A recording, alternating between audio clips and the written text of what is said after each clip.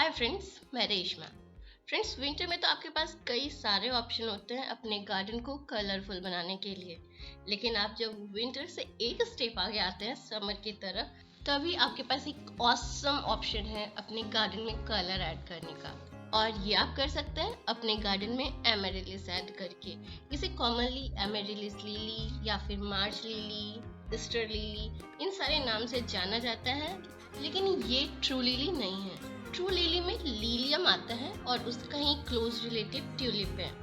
चलिए फिर एमेरिलिस की प्लांटिंग और केयर डिटेल में देख लेते हैं।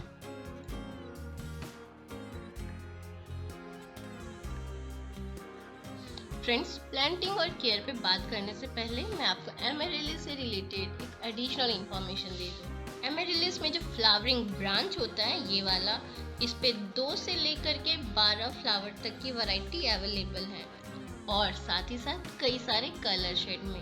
आप मेरे व्हाइट फ्लावर एमेरिलिस पे देख सकते हैं 2 बर्ड्स हैं, रेड पे 3 और पीच कलर में 4 फ्लावर्स। फ्रेंड्स, चलिए अब एमेरिलिस की प्लांटिंग देख लेते हैं। एमेरिलिस को बल्ब से ग्रो किया जाता है और जल्दी फ्लावरिंग के लिए आप हमेशा ही बड़े बल्ब से स्टार्ट करिए। छोटे बल्ब से स्टार्ट करने से, जैसे कि ये वाला है, इससे स्टार्ट करने से आपको कम से कम 1 साल लग जाएगा। इसमें फ्लावर्स मार्च से लेकर जून तक आते रहते हैं और इसलिए आपको प्लांटिंग दिसंबर लास्ट में या जनवरी में कर लेनी चाहिए। वैसे अगर आप गर्म जगह से हैं तो इसे आप साल में कभी भी लगा सकते हैं। फ्रेंड्स, जब भी आप कोई बल्ब वाला पौधा लगाते हैं, ड्रेनेज का आपको खास ख्याल रखना होता है और इसके लिए आप एक काम कर सकते हैं, एक छोटे ड्रेनेज होल को एक बड़ा ड्रेनेज सरफेस बना सकते हैं। इसके लिए पहले तो आप ड्रेनेज होल पे पेपर रख दीजिए और उसके बाद सैंड का एक लेयर डाल दीजिए। बस आपका एक छोटा ड्रेनेज होल एक कंप्लीट ड्रेनेज सरफेस बन गया। अब पॉटिंग मिक्स की बात करते हैं। Friends, potting mix well drain होना चाहिए और साथ ही साथ न्यूट्रिएंट रिच, ताकि बल्ब वाला पौधा अच्छे से ग्रो कर सके और जल्दी फ्लावर दे सके। पॉटिंग मिक्स बनाने के लिए आप 1 पार्ट सॉइल लीजिए। जितना आप सॉइल ले रहे हैं उतना ही आप सैंड लीजिए। अगर आपकी तरफ की सॉइल क्लेई है तो, मेरी तरफ की सॉइल क्लेई है इसलिए मैं सैंड इक्वली यूज करती हूँ। और न्यूट्रिएंट्स के लिए उतना ही कंपोस्ट। फ्रेंड्स, कंपोस्ट बुरा ना हो, ये बात आप ध्यान में रखिए। साथ में आप 1 टीस्पून बोन मील मिला सकते हैं अगर आप उसके साथ कंफर्टेबल हैं तो।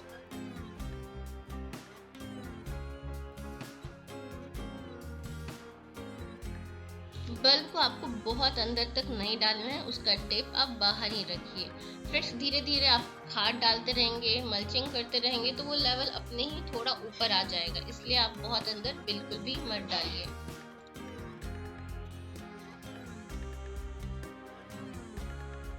फ्रेंड्स, जब भी आप कोई बल्ब लगाते हैं उसमें सबसे ज़्यादा डर रहता है फंगस का। अगर आपने कहीं बाहर से उसे ऑर्डर किया है तो ट्रांसपोर्टेशन के वक्त या लगाते वक्त थोड़ा डैमेज हो जाता है।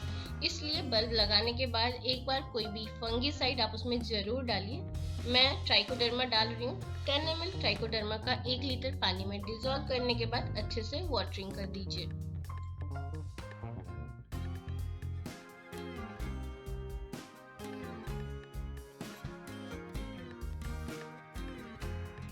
अगर आपने सही टाइम पे प्लांटिंग की है तो 1 वीक में ही आपको ग्रोथ दिखने लगेगा।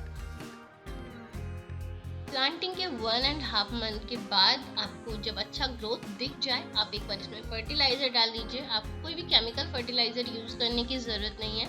आप सिर्फ कंपोस्ट या वर्मी कंपोस्ट भी यूज कर सकते हैं या फिर कंपोस्ट और सीवीड को मिक्स करके यूज कर लीजिए।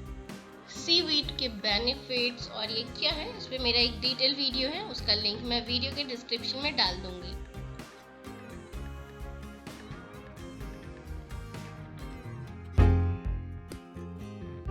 सही सीजन आने पे आपको फ्लावर स्पाइक मिलेगा जिसपे फ्लावर खिलेंगे और इस वक्त आपको फर्टिलाइजर डालना है। सीवीड लिक्विड आप ले लीजिए। बनाने का तरीका मैंने आपको बताया है प्रीवियस वीडियो में। इसमें पोटेशियम ज़्यादा होता है। साथ में फास्फोरस के लिए आप इसमें एसएसपी या 1 चम्मच बोन मील या रॉक फॉस्फेट डाल सकते हैं। मैं रॉक फॉस्फेट डाल रही हूँ। और इसे बस अपने प्लांट में डाल दीजिए। फ्रेंड, जब फ्लावरिंग का टाइम होता है, ब्लूमिंग का टाइम, उस वक्त फास्फोरस और पोटेशियम रिच फर्टिलाइजर डालने से फ्लावर अच्छे से खिलता है और फ्लावर लॉन्ग लास्टिंग भी होता है। फ्लावरिंग के लिए ये दोनों न्यूट्रिएंट्स काफ़ी ज़रूरी होते हैं। सीवीड में सारे माइक्रो न्यूट्रिएंट्स भी मिल जाते हैं, तो ये एक अच्छा फर्टिलाइजर का काम करता है। मैंने एमेरिलिस के साथ इस गमले में विंटर फ्लावर बल्ब स्पैरेक्सिस भी लगाया है। इसे वर्टिकल प्लांटिंग अरेंजमेंट कहते हैं। इससे आप अलग अलग सीजन में अलग अलग कलर के फ्लावर ले सकते हैं। वर्टिकल प्लांटिंग पे मेरा एक वीडियो भी है, जिसका लिंक मैं नीचे वीडियो डिस्क्रिप्शन में डाल दूंगी। गर्मी में फ्लावर पूरे टाइम फ्रेश दिखे, इसके लिए आप मल्चिंग कर सकते हैं।